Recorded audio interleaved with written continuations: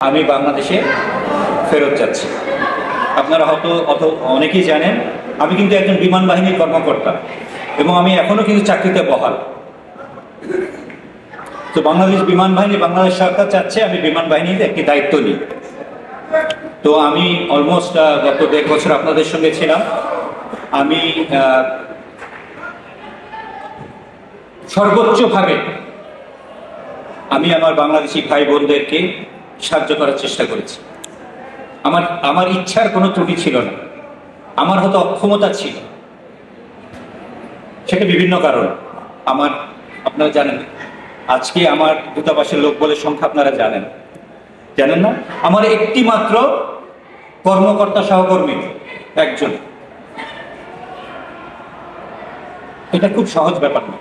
এবং আমরা এরকম একজন এই ধরনের স্বল্প সংখ্যক সহকর্মীদেরকে নিয়ে একটা যুদ্ধাবস্থার মধ্যে দিয়ে আমরা আপনাদের পাশে দাঁড়াতে চেষ্টা করেছি।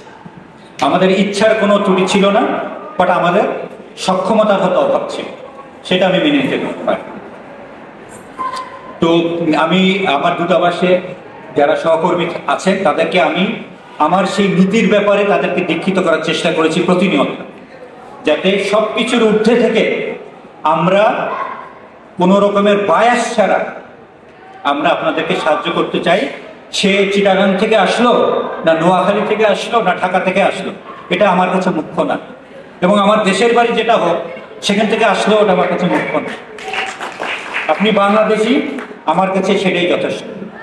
এবং ইনশাল্লাহ আমি এখান থেকে চলে যাওয়ার পরে আমার সহকর্মীরা আমার এই আদর্শকে তারা সমুন্নত রাখবে বলেই আমি আশা করি। তো আমি আপনাদের সবার জন্য শুভকামনা করছি, আপনাদের সুস্বাস্থ্য কামনা করছি। সার্বিকভাবে লেবাননের একটি শান্তিময় পরিস্থিতি আমি আশা করছি। এখনো কিন্তু যুদ্ধ পরিস্থিতি সম্পূর্ণভাবে দূরীভূত হয়নি, এটা কিন্তু মনে রাখতে হবে। এই জানুয়ারিতে অনেক কিছু হতে পারে। 9 তারিখে এখানকার রাষ্ট্রপতি নির্বাচন আছে, 20 তারিখে মার্কিন যুক্তরাষ্ট্রে নতুন প্রেসিডেন্ট দায়িত্বভার গ্রহণ করবেন, 26 তারিখে 60 দিনের যুদ্ধবিরতি শেষ হবে।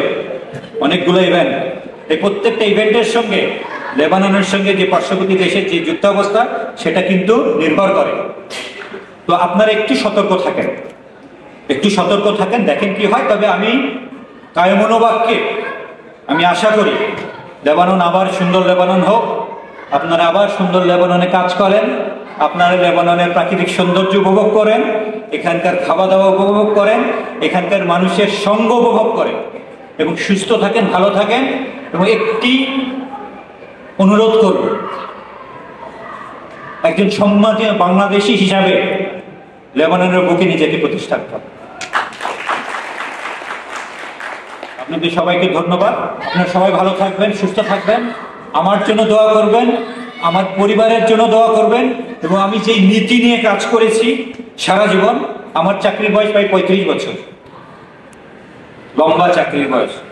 আমি দেশের জন্য অক্লান্ত পরিশ্রম করেছি। আমি 18 বছর বয়সে বাংলাদেশ বিমান বাহিনীতে যোগদান করেছি, সেখান থেকে আজকে অনেকটি বছর আমি পাড়ি দিয়েছি। আমি দেশকে প্রচন্ড ভালোবাসি, আমি আমার মৃত্যু পর্যন্ত দেশকে গভীরভাবে ভালোবাসতে চাই। আপনারা আমার জন্য ওইটুকুই দোয়া করবেন যাতে আমি সুস্থ থেকে একটি নীতির উপর দাঁড়িয়ে থেকে আমি আমার দেশকে সেবা দিতে পারি। আমি বিমান বাহিনীতে ফেরত যাচ্ছি দেশকে সেবা করার জন্য। আপনাদের সবাইকে ধন্যবাদ।